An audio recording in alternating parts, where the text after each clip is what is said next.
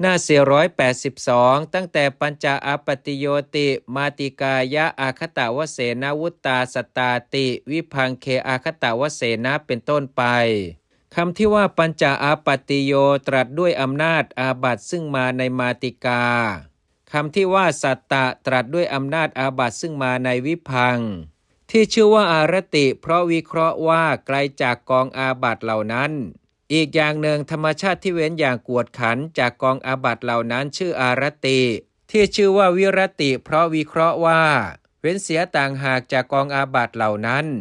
ที่ชื่อว่าปฏิวิรติเพราะวิเคราะห์ว่าเว้นเฉพาะหนึ่งจากกองอาบัติเหล่านั้นที่ชื่อว่าเวรมณีเพราะวิเคราะห์ว่าขับเวรเสียคือยังเวรให้สาบสูญที่ชื่อว่ากิริยาเพราะวิเคราะห์ว่าวิรัตนั่นเป็นเหตุอันภิกษุไม่ทำกองอาบัติเหล่านั้นที่ชื่อว่าอาการนังเพราะเป็นข้าศึกต่อความกระทำของกองอาบัติที่จะพึงเกิดขึ้นในเมื่อวิรัตนั้นไม่มี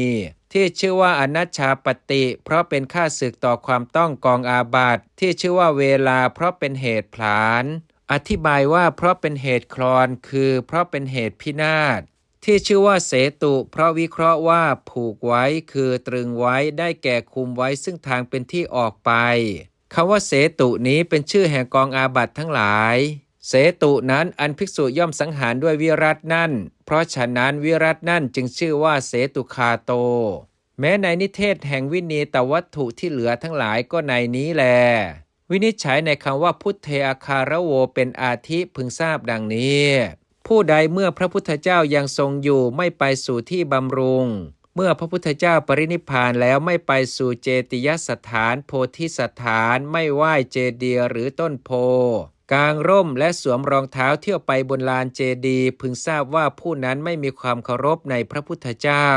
ฝ่ายผู้ใดอาจอยู่แท้แต่ไม่ไปสู่ที่ฟังธรรมไม่สวดสารพันยะไม่กล่าวธรรมกถาทำลายโรงธรรมสวนาเสียแล้วไปมีจิตฟุ้งซ่านหรือไม่เอื้อเฟื้อนั่งอยู่พึงทราบว่าผู้นั้นไม่มีความเคารพในพระธรรม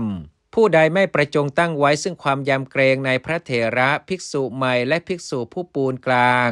แสดงความขนองกายในที่ทั้งหลายมีโรงอุโบสถและโรงวิตกเป็นต้นไม่ไหว้ตามลำดับผู้แก่พึงทราบว่าผู้นั้นไม่มีความเคารพในพระสงฆ์ฝ่ายผู้ใดไม่สมาทานศึกษาไตรสิกขาเสียเลยพึงทราบว่าผู้นั้นไม่มีความเคารพในสิกขา